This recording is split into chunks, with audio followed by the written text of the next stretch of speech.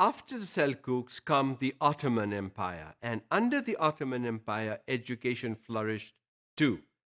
Madrasas were important educational institutions and were developed further. So more and more madrasas were opened under the Ottomans so that more and more children could attend the religious and the vernacular education that they were supposed to receive.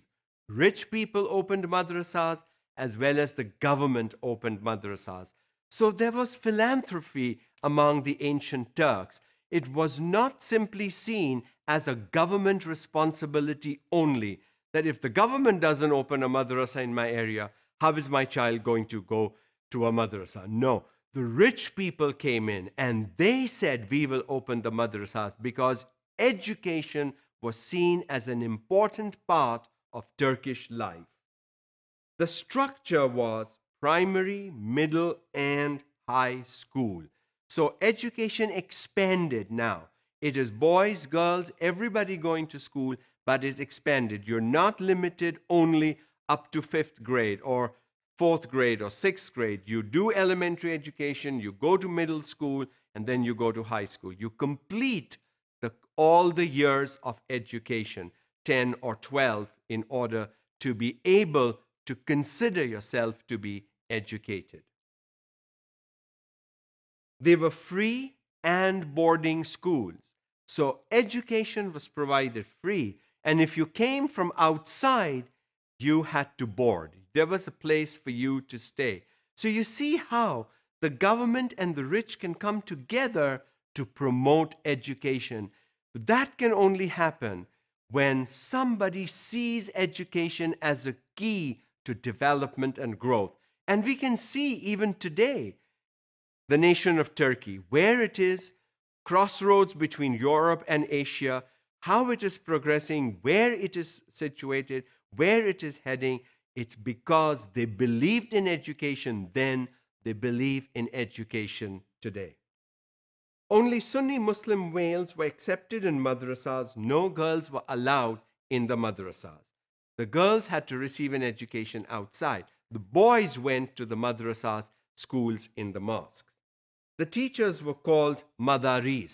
The madaris were the teachers, people who had studied Islamic literature, the Quran, the Hadith, the works of the Prophet, the early caliphs and so on, and who were practicing the Islamic values themselves in their lives.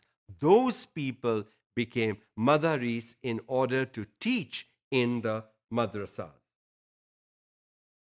Religious, philosophical subjects as well as literature, science, math, and languages were taught. Now, what do we see here? We see religious education, we see other subjects, but a key that I see here is languages. Why would you need to study another language? Because people around the Turkish Empire were different nations. If you wanted to interact with them, you had to learn their language. And so language education became important. A good sign for the Turkish Muslim scholars who saw this as a key to educating the young people so that they could trade, they could have negotiations, they could interact and learn from their neighbors as well.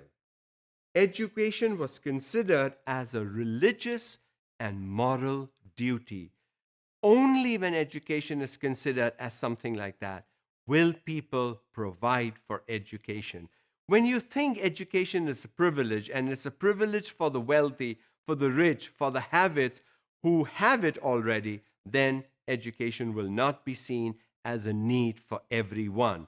And the Turkish Muslims saw this long time ago, and that influence still exists today. Good sign, much to learn from the ancient Turks in terms of providing education for all, regardless of class, gender, geography, where you come from. You come from far, you want a good education, boarding will be provided. And education should be free. It was free then. I'm not sure if it's free now for everyone, but education for purpose of educating your own people should be free.